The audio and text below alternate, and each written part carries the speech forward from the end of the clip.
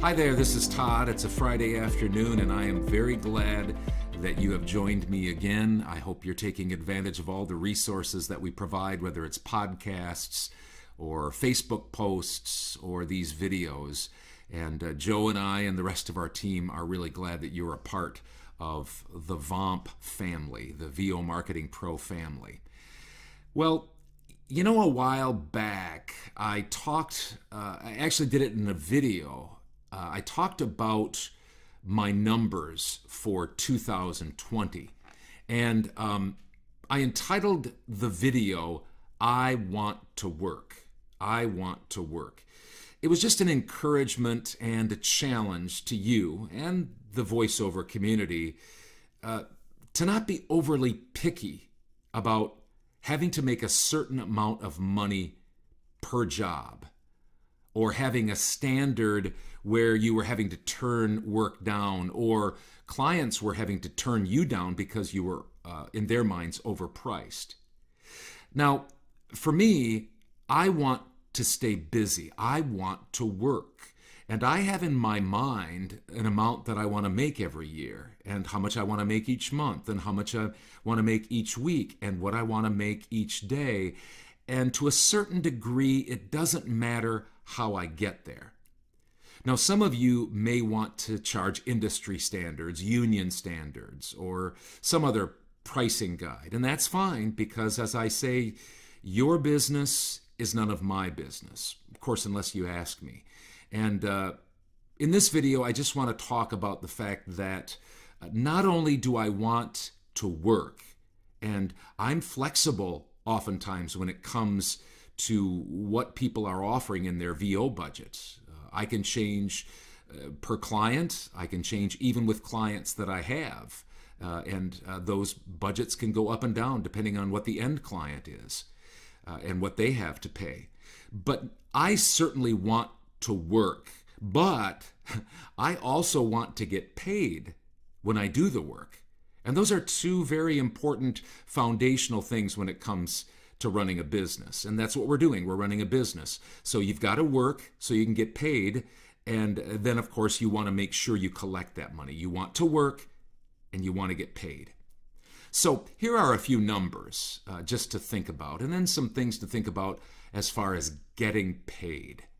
In 2020, there was a total invoice amount for our business of $329,000. That's what we invoiced our clients for voiceover in 2020, $329,000. I did 1,136 total jobs for direct email marketing clients in 2020, 1,136, and I worked with 196 different clients throughout the year. Some of my clients I work with multiple times a week, and so there were 1,136 jobs, but 196 total clients.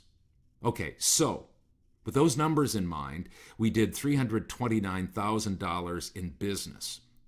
Here's the kicker. This year, we didn't collect from one client. There was only one client that didn't pay us for the work done in 2020, and that client's budget was $175. So that is a 99.959% collection rate. Now that's the best we've ever done. Typically we have 2 or 3 on the books, anywhere from $300 to $1,000. This year it was just 1, and it's very pleasing because, again, you want to work, but you want to get paid for your work too. So again, I like to work, and so I'm flexible. I'm not picky about people's budgets. I will work with them because I want to end up making as much as possible by the end of the year. But I like even more to get paid when I do the work. I don't want to work for free, that's for sure, not very much anyway. Now, I realize that when you own a business, there are going to be times when a client doesn't pay you. That just happens, and it will happen to you if it hasn't already. And it happens either because they're disorganized, or maybe they do actually take advantage of you.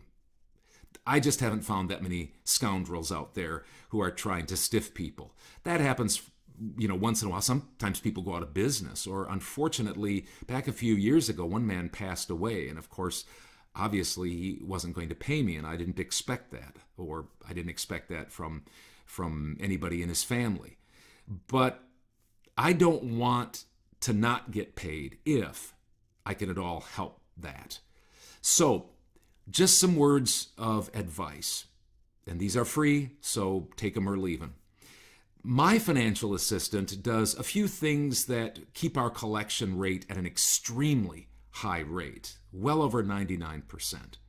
First, she bills each week at the same time, close to the end of the project. As soon as the audio is approved by the client, or I have a relationship with that client that I know it's going to be approved, then I have her send an invoice. And that's important, so it's right there, it's close to the end of the project, they're still excited about it, it's on their mind, and they'll be more apt to pay. Second, she carefully, graciously, but systematically stays in front of clients who owe us money. That's critically important.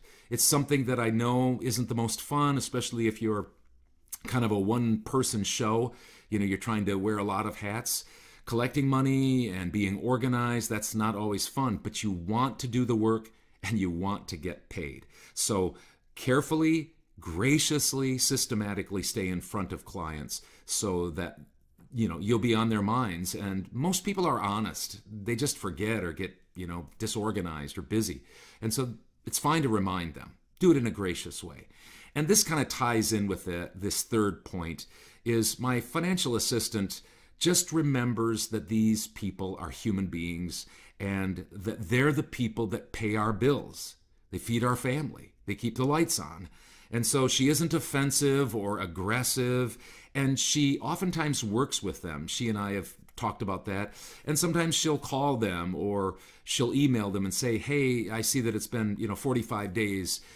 Do you need a little more time? We're glad to work with you. Do you want to split the bill in half and pay us now and then in a month later? And she works with them. She tries to build a relationship with these people because they're human beings and they're our clients. They're paying our bills. So keep those things in mind, because you want to work. Don't be too picky. You want to work, but you also want to get paid. Two important things about business. Now, enough said about that. Let's get to some totals here. All right. For you VOMP members, these are your totals for the week. A great week, really. 33 warm replies. And those are important because you're getting yourself out there and people are responding positively, either with an audition or, hey, what are your rates? Or we'll keep you in mind, or great voice, or whatever. 33 warm replies, 3 auditions, so hopefully at least 1 or 2 or maybe 3 will turn into jobs, and then 1 job was booked. So again, that's kind of the end game, but you have to send out emails and do it consistently and systematically and constantly, and you get warm replies. Keep in front of them, get auditions, get opportunities, get your foot in the door, and then book jobs. So congratulations on a great week for all of you. Now for me, boy, I started out really, really hot and heavy. I can't remember what I had. I think I had almost $3,000 by the first day and a half, and things slowed way down for me. That happens. But my direct email efforts, $2,484.96, $2484.96. Platforms, $3,160. So I made more in platforms, and that doesn't happen that often. I made more in platforms than I did direct email marketing. But that's why diversification is so important. And I talk to people about this all the time, and I'm sure I've talked to you about this too. A lot of people are maybe on platforms, maybe Fiverr or Voices.com, and they don't do direct email marketing. Well, you need to get a diverse portfolio of income streams, and some are just the opposite. For me, this is what happens. You have a little bit lower direct email marketing week, and what happens? Your platforms kind of pick you up. So the total this week for me, $5,644.96. $5,644.96. So there's our Friday update. Thanks for joining me. I hope that you have a great weekend, and thanks for being part of